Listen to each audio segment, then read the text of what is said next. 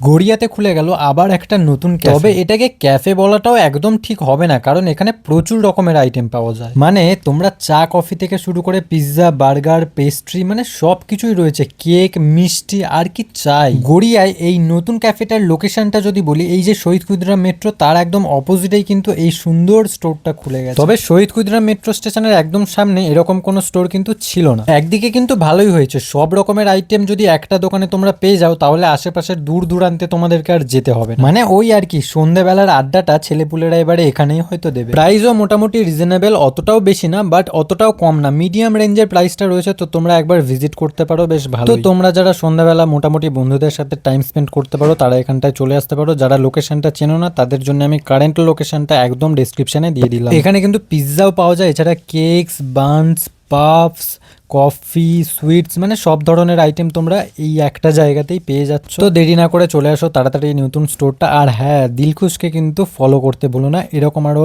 নতুন নতুন জায়গার আপডেট পেতে।